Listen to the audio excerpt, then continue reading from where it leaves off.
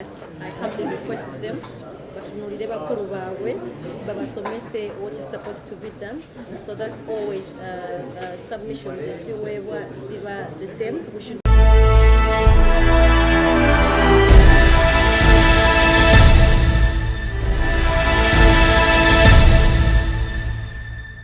Secretary tukwaniriza ogamba otya Parliament so far leero kyekibaddeyo era kyekigenze mu maaso mu Parliament. Mbeebazanga media okusobola okubeera nga mubeera mu lutalo lwe tulimu nabala kutuwerekera nga okutegeezebwa kwasi buli omu kyasobola okutuukawo wano. So engagement eyaleero twafuna invitation from the committee eya ICT Parliament tujje tukole submission about CRBTs. Engeri this is another process eyambako okutereeza etteeka.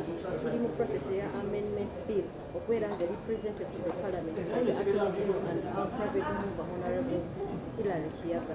We've done consultative meetings. Naye waliwo ebintu ebimu kati nga Parliament byeyina okukola ki okubanga etegeera nga tubinnyonnyola n'emanya bulungi. Sekita yaffe problem gyeyina nti the corporate like abantu abali ba policy makers balidde tebagitegeera. So kitukakatako ffe ng'aba administrators okujjanga tubannyonnyole kino kikola bwekiti kino kikola bwekiti.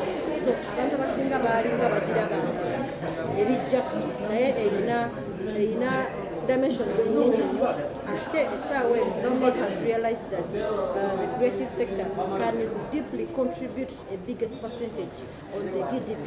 So tulina okusooka okutereeza nga tebannakola kiri amendment tebannabagireeta ku guulu ku flow tulinakutegeera ensonga lwaki previously mwatulaba nga tuli ewa Attorney General because yalina okugipresentinga omustable twambala okumu naye ne tumunnyonnyola CRBTs how they work.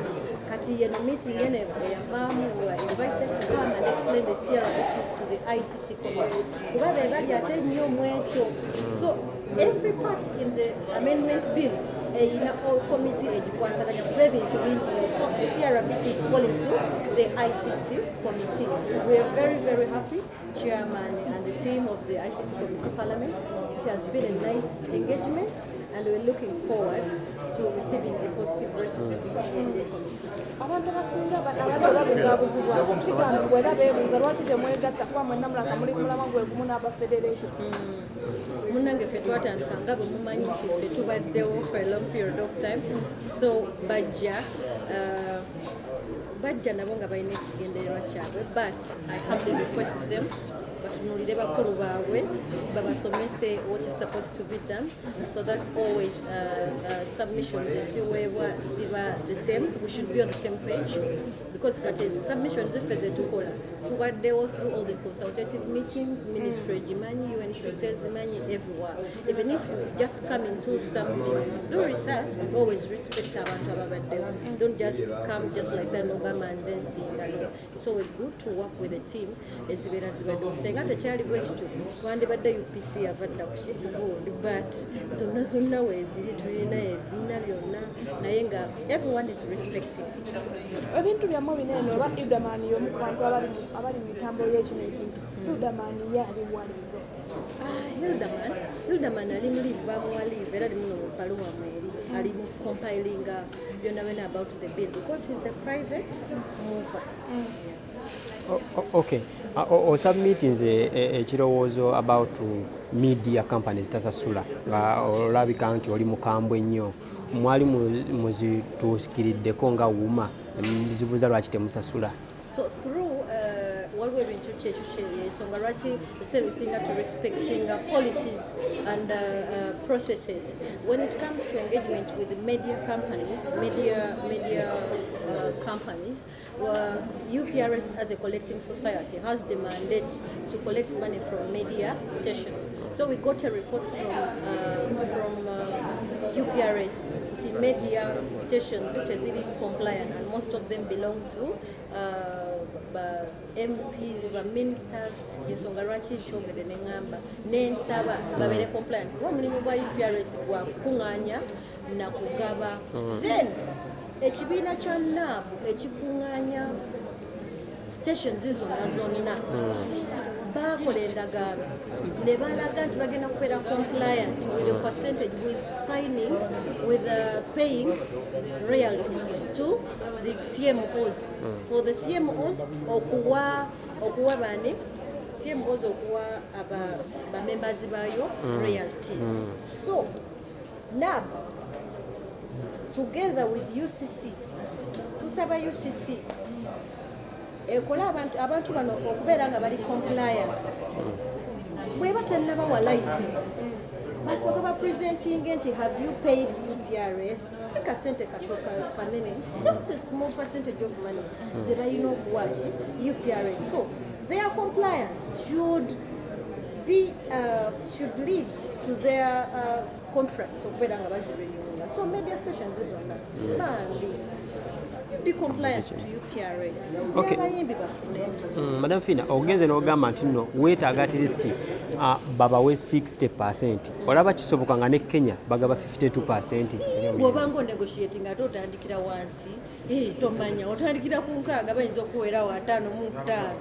Yes, you always start from the high level. Then ne bagamba nawe katukuwe zino kati bwe naayogera 50% tegeeza ngenda kukkira mwana. So you should always be on the table. Nobeera ng'oli mu position nnungi eya negotiation. Right now we have a bargaining power. So we are putting 60% on the table. What are they saying? Ogamba media alibadde atisefuna kasente ke wa UPRS. Then UPRS abayimbi bagikaaba mbu nabo tebawa ssente. Anti kaakati kyeba tebawa ssente nabo bennyini ripooti baagituwa era tujja gifulumya mu mawulire. Ripooti bagamba nti media stations tezikola ki teziri compliant. Twayogerako ko ne URA esolooza abantu omusolo. Teri muntu atawuliriza music. Singa URA tuyamba buyambi buli gwesolooza omusolo nemujjako ka percentage kati ne collecting society omanyi sente ze bayinza okufuna. So nabo bennyini awo tusobola obakwata malaka nti eno mufuna eri mufuna naye kakati tulina okwataganira wamu nabo kuba UPRS kibiina kyaffe abayimbi UPRS yammwe munagirekera abagirimu nti bakulu bwemuba mugamba nti babbeera bajja kubbira ddala mujje mugiyingire because kibiina kiri ekyo it is mandated to be the only collecting society. Mujje tugiyingire tugogolere akirabika okuba nti no muli organized nnyo than federation. Kyanjawulo ki ekyenjawulo kyemusinga ku federation era ekibalemesezza okwegala? All this gold and experience is the best teacher. Thank you. Era ekikulu nti Abannayuganda basinga baagala kagwirawo baagala bitandikirawo naye nga ffe twamanya nti gavumenti ekolera ebintu byayo mu mitendera era ebintu byayo byakulwawo bibeera nga bya Katonda munnange bibona ne bituukirira naye nga olina okugoberera processes. So leero tubadde tuzze okutambuza ensonga ya CRBT oba abantu kye bamanyi nga ring back caller tunes zino ezivugira mu ssimu akayimba kowulira mu ssimu nga kakunga okubidde omuntu eyo ensonga esinza otuleeta wano olwaleero era nga twagala kulaba ngeri gye tusobola okuyambagana ne gavumenti tugitereeze.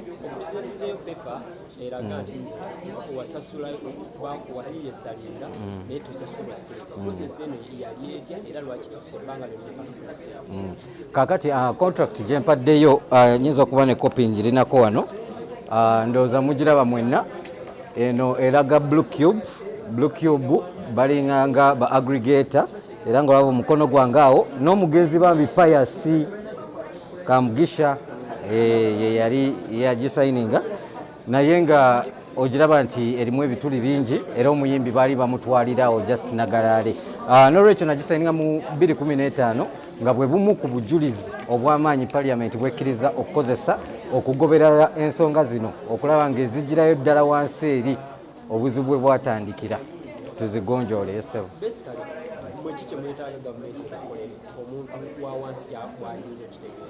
Kakati omuntu wa bulijjo nga ffe omunnayuganda yenna ali eyo bweru kizibu nnyo okuva eri ng'omuyimbi n'omugamba nti owange kino kikolebwa bwe kiti oba mutandika otusasula oba mutuweeko eno percentage.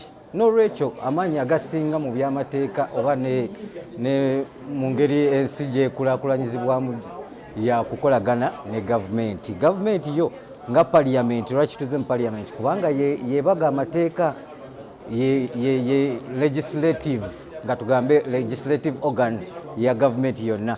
Nolwekyo ekintu kyonna ekikwatagana n'amateeka olina kusooka kuyita mu parliament. Kaakati tetwagala kubeera nnyo bakiwago nti ffe tuli b'amaanyi simaya twakikuba dda biki.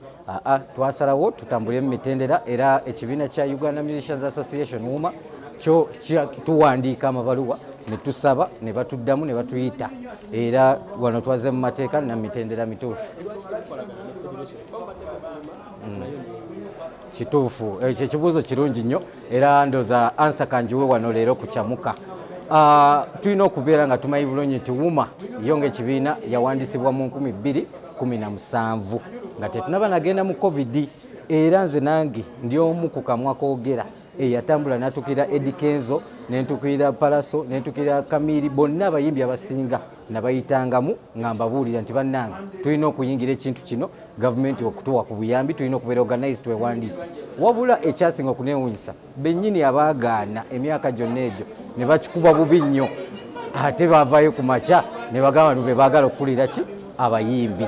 Nze nkyasigaza rekodi kuba bamemba ba WUMA bangi nnyo abaali bagenzeko mu federation oba abayimbi abagenzeko ku Sereni, naye nze omu Babara ndi omu akyayimiriza rekodi nti okuva we bagikolera bweti federation sirinyangayo era sijja kulinnyayo paka nga bakkiriza okujja ewaffe. Kaakati okuddamu ekibuuzo ky'obulungi lwaki tetunakwatagana nabo kubanga twogeraganya twagala kulaba ngeri gye tusobola okubeera n'eddoboozi limu tukolere wamu, naye obuzibu bwe bakola omulamwa gwa federation gubeera gwaggata associations. Kaakati bwate bo bajja ne baagala batandike okukola association empya eno enkadde ebaddeyo ya WUMA bagikube bagijje mu business.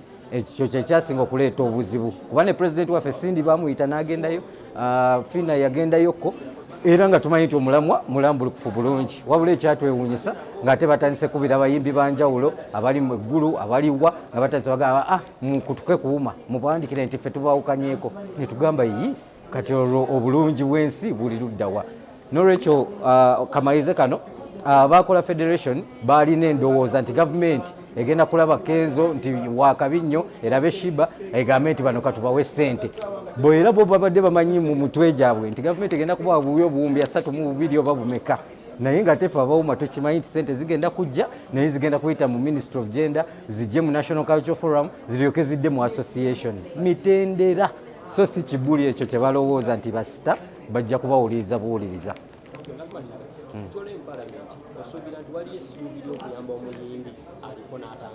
Kituufu nnyo era essuubi eryo nange njagala kulyongera ndiwe bayimbi bannange abali ebweru abazadde b'abayimbi abato kuba abayimbi abato bangi nnyo abali mu kujja buli lunaku ba champion good bonna tubasaba nti omuyimbi omwana muleke mu ssomero naye nga supportinga talent ye just kasita omukubira mu mpisa kubanga industry egenda kutereera ate egenda kutereera omulundi gumu nti we tunabanga tumaze okuyisa etteeka bulungi nga twogeza eddoboozi limu byonna bigenda kutereera, ssente zigenda kweyongera, media zigenda kusasula, telekomu.